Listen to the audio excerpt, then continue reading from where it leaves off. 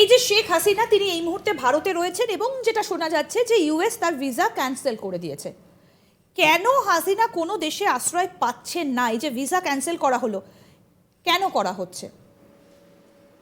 হ্যাঁ দেখুন, মানে কি হয়েছে এখনো জানা যাচ্ছে না। ওনার ছেলে বলছে যে কোথাও উনি যাওয়ার চেষ্টা এখনো করেননি। তবে খেয়াল রাখতে হবে যে আমেরিকা এরকম ধরনের ব্যাপার ট্যাপার করে যদি দেখা যায় তাদের বিরুদ্ধে মানে হিউম্যান রাইটস ভায়োলেশনের অভিযোগ আছে, এতজন স্টুডেন্টস মারা গেছে, এই জায়গায় দাঁড়িয়ে আমেরিকা হয়তো বলতে পারে। আমি জানি না, আমেরিকা থেকে কোনো স্টেটমেন্ট আমি এখনও দেখিনি। তো নরেন্দ্র মোদী যখন মুখ্যমন্ত্রী ছিলেন গুজরাটের, তখনও ওনার আমেরিকা যাত্রা ভিসা ক্যান্সেল করে দিয়েছিল। তারপর এখন তো আমেরিকাতে দেখা যাচ্ছে যে সবচেয়ে বেশি উনি হচ্ছে যে সম্মানীয় ব্যক্তি। সুতরাং আমেরিকা বোঝে কার ক্ষমতা আছে, হ্যাঁ, সুতরাং সেইটাই করে। এখন আচ্ছা, এটা কি সিআই এর কাজ বলে আপনার মনে হয়?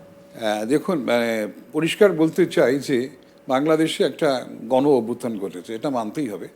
যে সিআইএ যদি কিছু করতে চাইতো বা আপনি পরে সিআইএ প্রশ্নটা, বা যদি বাইরের কোনো এজেন্সি এখানে হাত রাখতো, কিছুদিন আগে নির্বাচন হয়ে গেল, সেখানে এতই যদি তাদের ক্ষমতা থাকে, নির্বাচনের মাধ্যমে লেজিটিমেটলি তারা করতে পারতো, তাই না? অনেক বেশি লেজিটিমেসি এস্টাবলিশ করতে পারতো।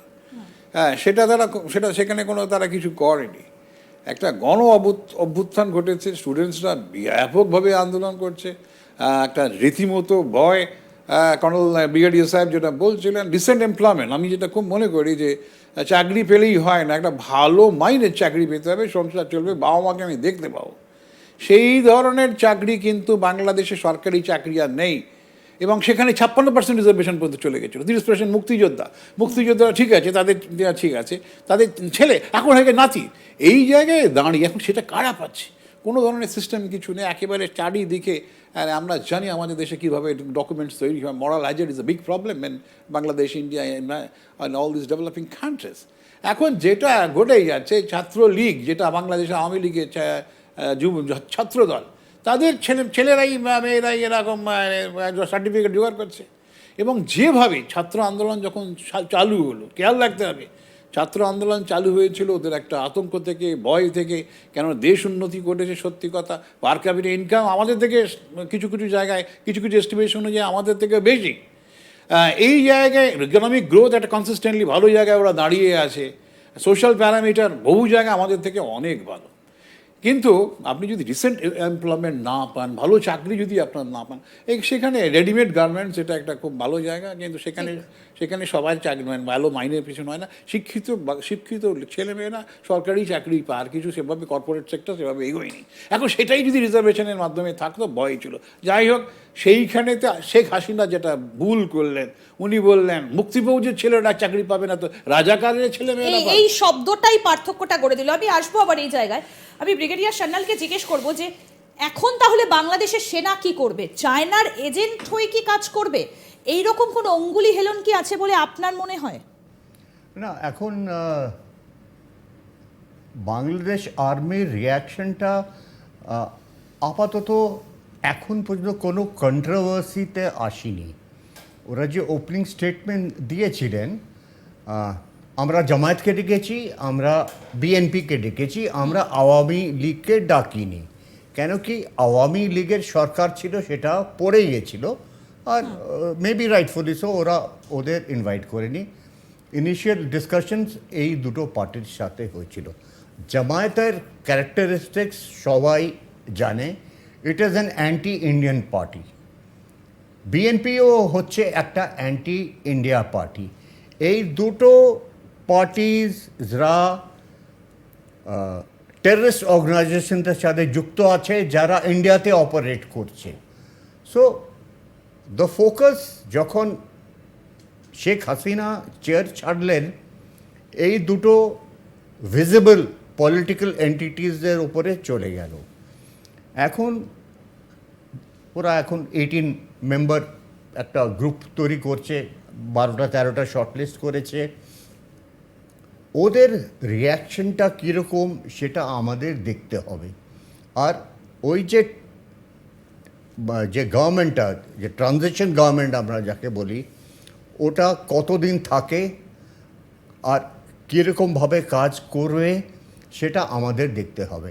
আমাদের একটা জিনিস, এটা হচ্ছে আমার পার্সোনাল অ্যাসেসমেন্ট, যেরকমভাবে একটা ডিপ্লোম্যাটিক ডেভেলপমেন্ট গত 7-8 মাস 1 বছরে হয়েছিল, তাতে বোঝা যাচ্ছিল শেখ হাসিনাকে আইসোলেট করা হচ্ছে।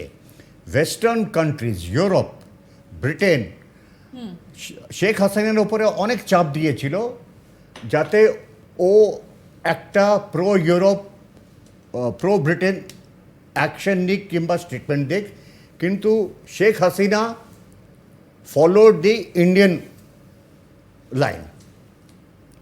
হয়তো এই জন্য ব্রিটেন শেখ হাসিনাকে এখন অ্যাসাইলাম দিচ্ছে না, maybe one of the reasons. আমেরিকাও কিছু খুশি ছিল না। China outrightly hostile to Sheikh Hasina. Hasina একেবারে কর্নার হয়ে গিয়েছিলেন from the big powers, China, USA, Europe and Britain.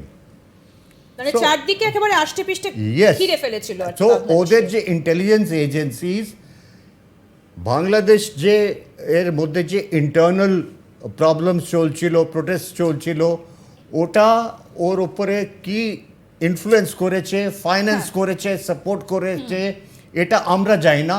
আর এইটাই হচ্ছিল আমাদের ইন্ডিয়ান ডিফেন্স ইন্টেলিজেন্স এজেন্সির কাজ, কি কোন লোকেরা বাংলাদেশে যে প্রবলেমটা হচ্ছে কারা ওটাকে দিচ্ছে। উস্কাচ্ছে, আমরা কিছু জানি না। আমাদের Indian intelligence agencies was blind.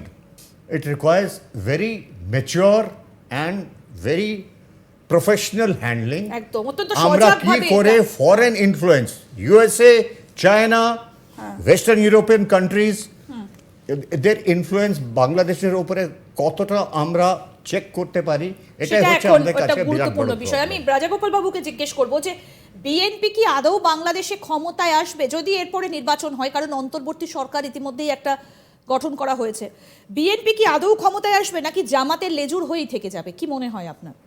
দেখুন, মানে 2009 যে নির্বাচনে তারা তো সবাই অংশগ্রহণ করেছিল, তাদের পার্সেন্টেজ খুব একটা ছিল না তাদের, বুঝেছেন, যে বিরাটভাবে যে এই মুহূর্তে তারা পপুলার তাও নয়।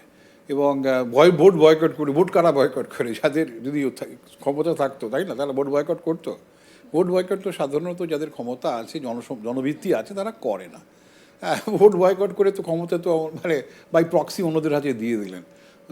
সুতরাং ভোটের মাধ্যম দিয়ে যে বিএনপি আসবে বা জামাত আসবে সেটা আমি এখনও মনে করি না। যাই হোক, তো এখন তো উত্তাল অবস্থা, এখন মানুষ কি ভাবছে না ভাবছে, এখন আপনাকে স্থিতি অবস্থা আনতে দিতে হবে। মানুষ উন্মাদনার মধ্যে আছে। জাতির সিম্বল মানে বঙ্গবন্ধু, তার মূর্তি ভাঙছে, অথচ বাংলাদেশের টাকায় তো বঙ্গবন্ধুর ছবি আছে।